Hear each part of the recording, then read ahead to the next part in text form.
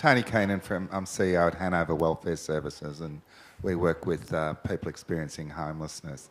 I guess I felt frustrated by Cassie's presentation and Oliver's presentation, because when Alison did her presentation, the people we deal with, the people who are at the persistent disadvantaged end, there's no solution for them in either of your responses, because it's about effective programs. I'd like no amount of freeing up market and having good overall education systems is going to get people from intergenerational disadvantage into work. Likewise, simple transfer arguments just lock people into welfare traps. Could I get a comment from all three? I think it's over to you first, Cass, on that one. Yeah. Look, Tony, time limits. Seriously, I think because we're so heavily involved right now in a big debate about the nature of transfer payments, particularly around employment, and we've had this raft of pretty aggressive policy changes, work for the dole, the 40 jobs a month, etc. Certainly today, I chose to focus on that particular part of it. But obviously, having a strong social services system in place is also a really key part of it. And I think one of the my observations in terms of maybe my frustration with Oliver's presentation was that, and I noted, I think it's very important we put a gender lens on this.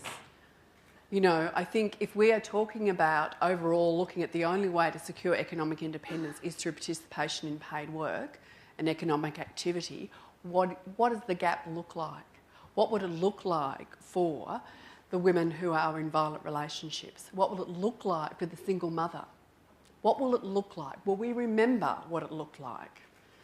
I am adopted because at the time, in 1964, there was not a single parenting payment, and my mother was facing homelessness and the inability to look after her child. That's what it looks like. So obviously, I think, again, we should be proud of the fact that, no, we don't see this as the solution to have those safety nets in place forever. And as you know, Tony, there's been some excellent investment in really turning people's lives around who at the end of the road are in a situation of homelessness, and the frustration that you can't get secure, affordable housing, and that's so key to helping somebody to get back into a job, that just won't happen like that. There's got to be investment to take and support somebody from the place they are when you first see them to where you celebrate a success. Thank you. Alison?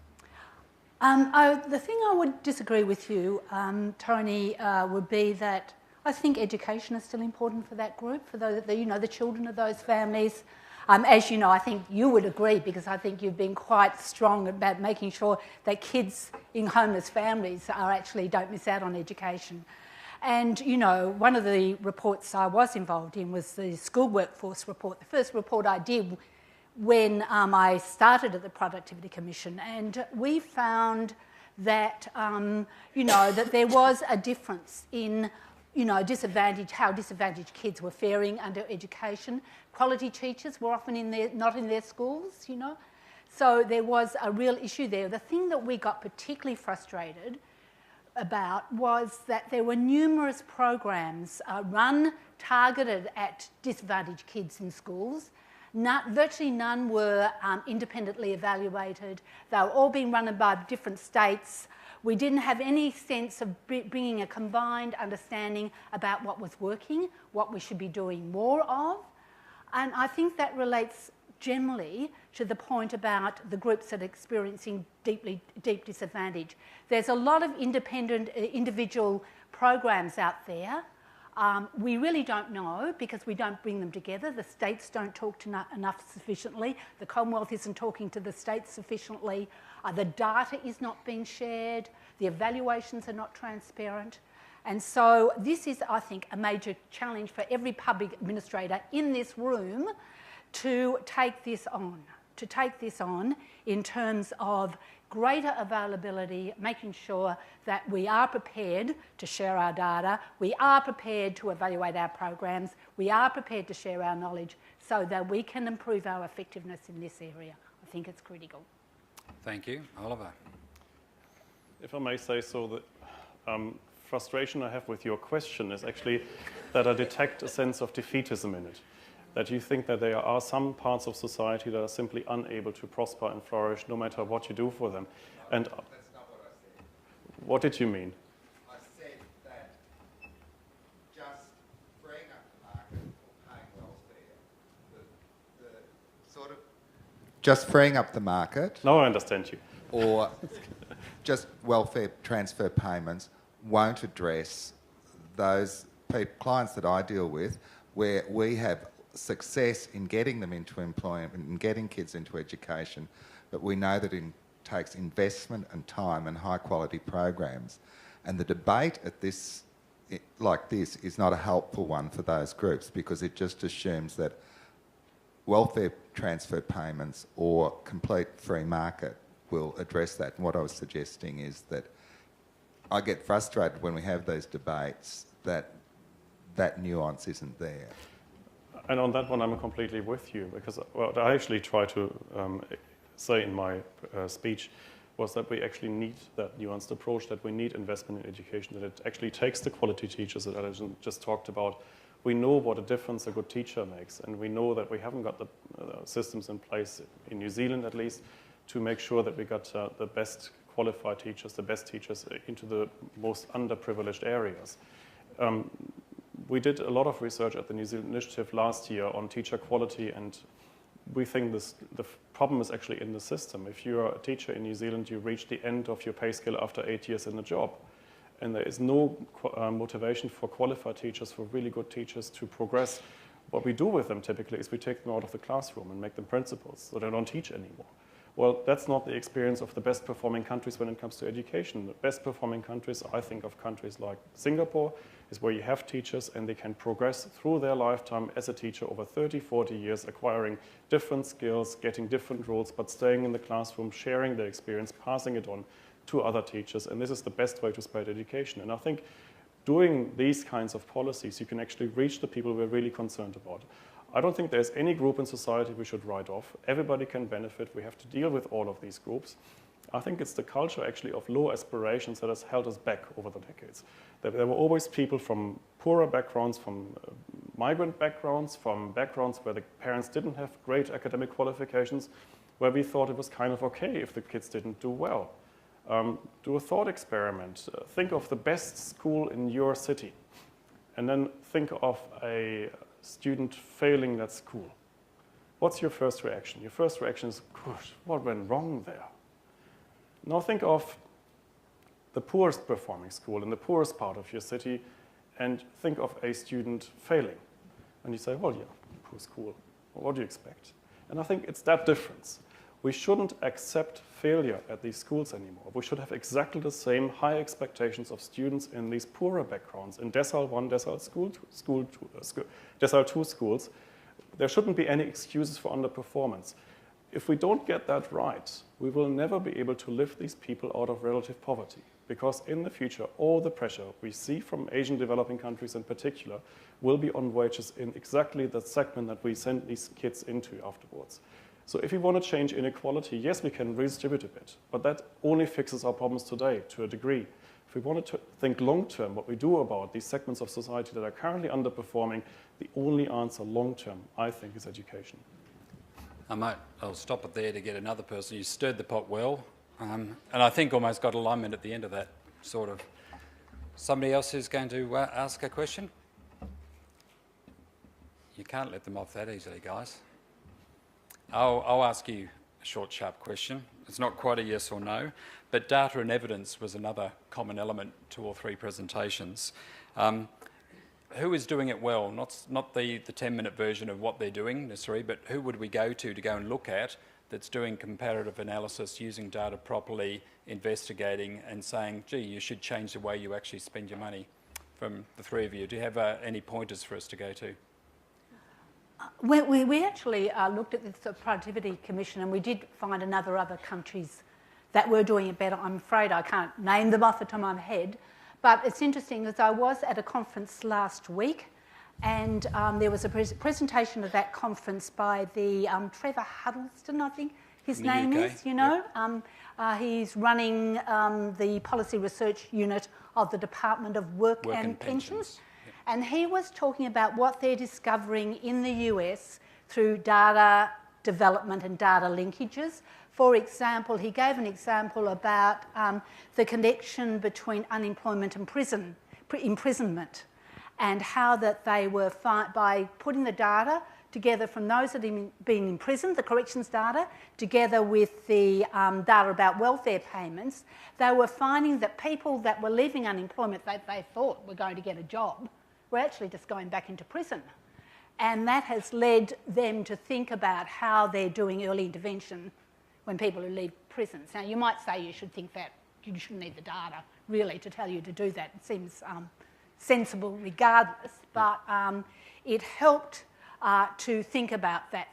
So there are examples, and that's when we looked at the PC, we found that, you know, it is happening in the health area. You know, the data development, the data linkage is contributing to our way of understanding what's happening in health. Okay. So, Cass, any ideas of... Oh, okay. No, I think an observation I think absolutely stacks up in Australia is that we have relatively very little investment in good longitudinal research, full stop, in these areas. And obviously it makes advocacy very difficult when you're trying to argue for a reinvestment into across portfolio areas. And I think some of the constraints that successive governments have put in place about in terms of fiscal rules and discipline, that in order to spend more in a particular portfolio, you've got to find the savings within that portfolio area. And, you know, we know often that actually if you invest in this area of education, you'll make savings in the employment area, for example, but we don't get that kind of rigour going on.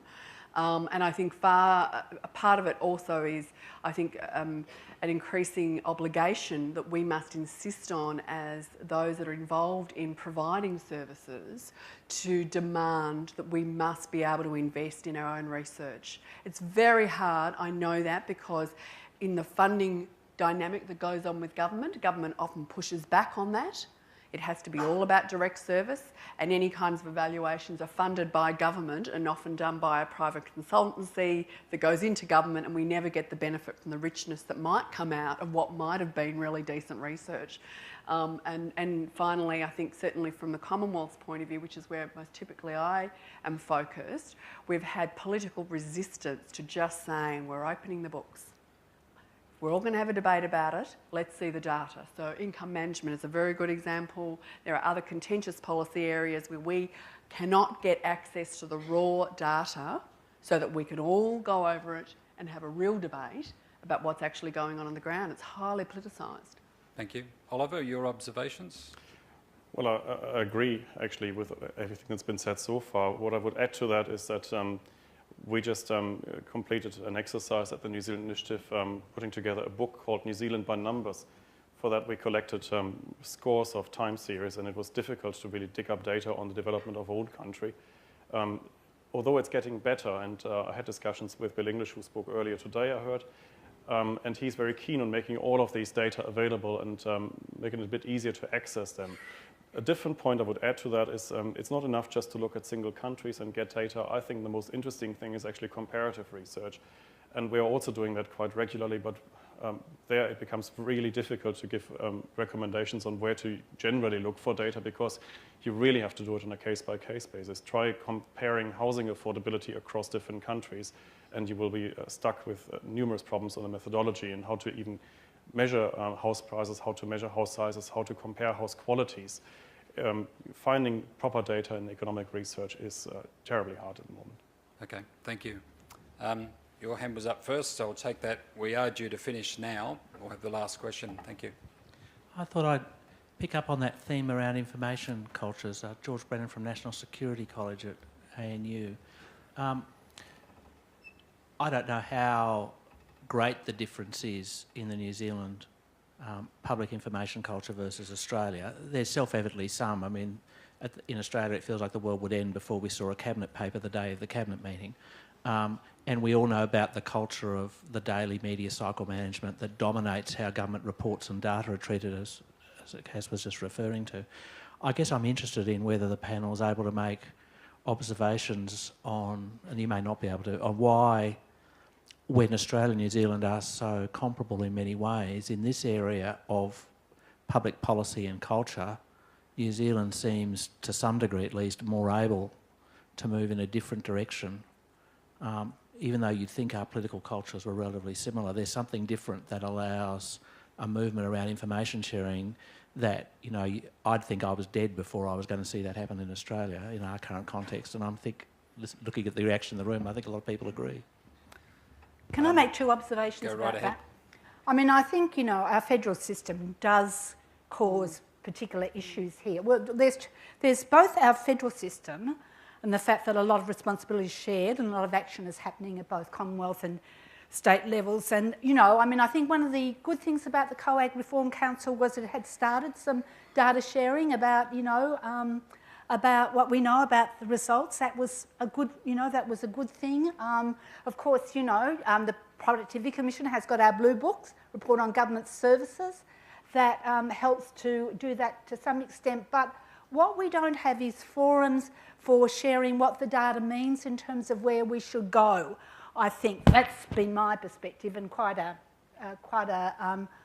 problem. And also, I'm just making a personal observation from an ex-public servant. I can make that now because I'm not one anymore. But when I was a senior public servant in the state government, the thing that stopped me getting stuff out all the time, and often good material that we had put together, was the Premier's media people. They were so risk adverse about it. So, you know, there's a part of me that would like to, you know, stop every politician having a media person who's going to, you know, stop it out because they're stop it getting out because they're worried about the risk of some poor publicity. Now, I don't think I will wind back the media staff in political offices, but we do need to sort of think about what we can do about that very risk-averse culture there. It's very strong, I think. Thank you. I think, I mean, some classic examples are the national partnership agreements on, you know, affordable housing and in the homelessness area, where those of us involved from a policy point of view outside of government, we're absolutely demanding that there be full transparency on the money going in and the commitments and the targets and what would be delivered on the ground. And it was an abject failure, basically, to achieve that. And we think it was a combination of a thinly resourced size of government problem, because these are complex to put in place. So the sympathy for the public service on that front, and obviously then all the highly politicised, you know, one of the great things about the Federation is everybody can blame everybody else. And the other part of it is that we have been on a very, you know, sustained pathway of high competition in the social policy, social services area as an example.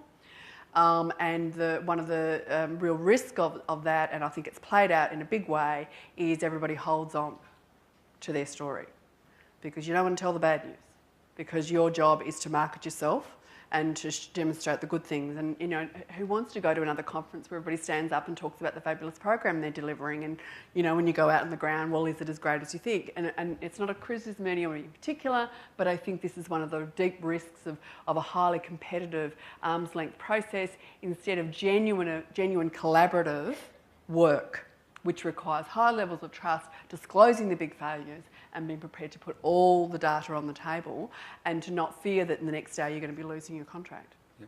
Oliver? I can only speculate on the differences between data availability between Australia and New Zealand. As a German who's now worked in both countries, and it's purely anecdotal what I can tell you, my impression is there are three factors at play. The first factor is indeed federalism, that extra tier of government. I'm a great federalist, by the way, but I think it makes things sometimes a bit more complicated. The second difference, I think, is, that's purely my observation, maybe it's not even completely accurate, but I think the Australian media is probably a bit fiercer than the New Zealand media, so if you've got anything controversial, there's a reason why your ministers have media advisors. So, and the third point is just New Zealand is smaller, and sometimes it is just easier, especially if you're in Wellington, to just bump into someone in your lunch break and find the right person who can point you in the right direction. Sometimes it just works that way. it's a very close-knit policy environment in Wellington. I think that helps. Thank you, Oliver. One other person had a question. What I might ask, if you want to come up, I'll call it as a break there because we've caught up on some of the time that we're behind from this morning. So if you want to come up and have a chat with the speakers, could you all please join with me in thanking all three of our speakers?